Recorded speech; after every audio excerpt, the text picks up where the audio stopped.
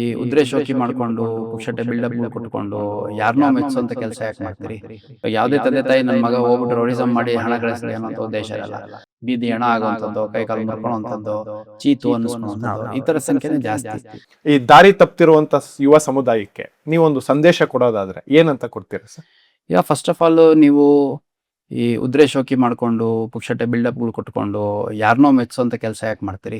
ನಿಮ್ಮನ್ನ ಈ ಭೂಮಿಗೆ ತಂದಿರುವಂಥ ತಂದೆ ತಾಯಿಗಳಿಗೆ ಅವ್ರಿಗೇನು ಬೇಕು ಅನ್ನೋಂಥದ್ದನ್ನ ಕೇಳ್ಕೊಂಡು ಅದನ್ನ ಫಸ್ಟು ಫುಲ್ಫಿಲ್ ಮಾಡುವಂಥದ್ದು ಮಾಡಿ.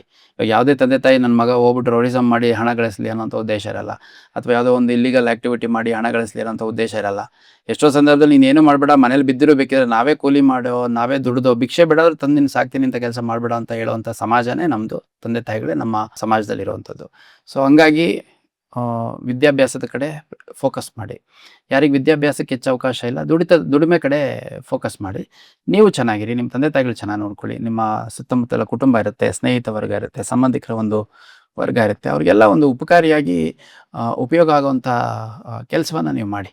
ಈ ಹೊರಗಡೆ ಈ ಯಾವುದೇ ಒಂದು ಆ್ಯಂಟಿ ಸೋಷಿಯಲ್ ಎಲಿಮೆಂಟ್ಸು ಅಥವಾ ಈ ರೌಡೀಸು ಅವ್ರದ್ದು ಲಾಜಿಕಲ್ಲಾಗಿ ಎಂಡ್ ಆಗಿದೆ ಲೈಫ್ ಅನ್ನೋಂಥದ್ದು ಯಾವುದೋ ಎಕ್ಸೆಪ್ಷನ್. ಬೀದಿ ಹಣ ಆಗುವಂಥದ್ದು, ಕೈ ಕಾಲು ಮುರ್ಕೊಳ್ಳೋವಂಥದ್ದು, ಚೀತು ಅನ್ನಿಸ್ಕೊಳ್ಳೋವಂಥದ್ದು ಈ ಥರ ಸಂಖ್ಯೆನೇ ಜಾಸ್ತಿ.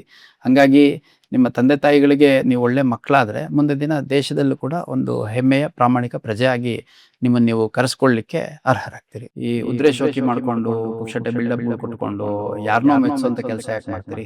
ಇವಾಗ ಯಾವುದೇ ತಂದೆ ತಾಯಿ ನನ್ನ ಮಗ ಹೋಗ್ಬಿಟ್ಟು ರೌಡಿಸಮ್ ಮಾಡಿ ಹಣ ಗಳಿಸ್ಲಿ ಅನ್ನೋಂಥ ಉದ್ದೇಶ ಇರಲ್ಲ. ಬೀದಿ ಹಣ ಆಗುವಂಥದ್ದು, ಕೈ ಕಾಲು ಮುರ್ಕೊಳ್ಳುವಂಥದ್ದು, ಚೀತು ಅನ್ನಿಸ್ಕೊಳ್ಳುವಂಥದ್ದು ಈ ಥರ ಸಂಖ್ಯೆನೇ ಜಾಸ್ತಿ. ಈ ದಾರಿ ತಪ್ತಿರುವಂತ ಯುವ ಸಮುದಾಯಕ್ಕೆ ನೀವೊಂದು ಸಂದೇಶ ಕೊಡೋದಾದ್ರೆ ಏನಂತ ಕೊಡ್ತೀರಾ ಸರ್? ಈಗ ಫಸ್ಟ್ ಆಫ್ ಆಲ್ ನೀವು ಈ ಉದ್ರೆ ಶೋಕಿ ಮಾಡ್ಕೊಂಡು ಪುಕ್ಷಟೆ ಬಿಲ್ಡಪ್ಗಳು ಕೊಟ್ಕೊಂಡು ಯಾರನ್ನೋ ಮೆಚ್ಚುವಂತ ಕೆಲಸ ಯಾಕೆ ಮಾಡ್ತೀರಿ? ನಿಮ್ಮನ್ನ ಈ ಭೂಮಿಗೆ ತಂದಿರುವಂಥ ತಂದೆ ತಾಯಿಗಳಿಗೆ ಅವ್ರಿಗೇನು ಬೇಕು ಅನ್ನೋಂಥದ್ದನ್ನ ಕೇಳ್ಕೊಂಡು ಅದನ್ನ ಫಸ್ಟು ಫುಲ್ಫಿಲ್ ಮಾಡುವಂಥದ್ದು ಮಾಡಿ.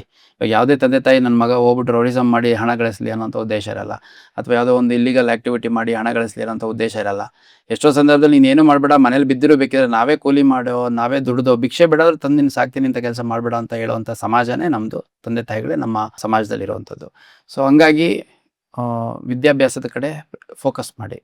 ಯಾರಿಗೆ ವಿದ್ಯಾಭ್ಯಾಸಕ್ಕೆ ಹೆಚ್ಚು ಅವಕಾಶ ಇಲ್ಲ, ದುಡಿಮೆ ಕಡೆ ಫೋಕಸ್ ಮಾಡಿ.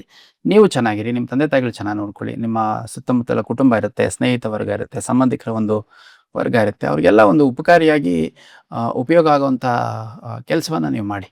ಈ ಹೊರಗಡೆ ಈ ಯಾವುದೇ ಒಂದು ಆ್ಯಂಟಿ ಸೋಷಿಯಲ್ ಎಲಿಮೆಂಟ್ಸು ಅಥವಾ ಈ ರೌಡೀಸು ಅವ್ರದ್ದು ಲಾಜಿಕಲ್ಲಾಗಿ ಎಂಡ್ ಆಗಿದೆ ಲೈಫ್ ಅನ್ನೋಂಥದ್ದು ಯಾವುದೋ ಎಕ್ಸೆಪ್ಷನ್.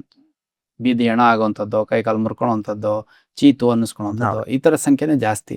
ಹಾಗಾಗಿ ನಿಮ್ಮ ತಂದೆ ತಾಯಿಗಳಿಗೆ ನೀವು ಒಳ್ಳೆ ಮಕ್ಕಳಾದರೆ ಮುಂದೆ ದಿನ ದೇಶದಲ್ಲೂ ಕೂಡ ಒಂದು ಹೆಮ್ಮೆಯ ಪ್ರಾಮಾಣಿಕ ಪ್ರಜೆಯಾಗಿ ನಿಮ್ಮನ್ನು ನೀವು ಕರೆಸ್ಕೊಳ್ಳಿಕ್ಕೆ ಅರ್ಹರಾಗ್ತೀರಿ.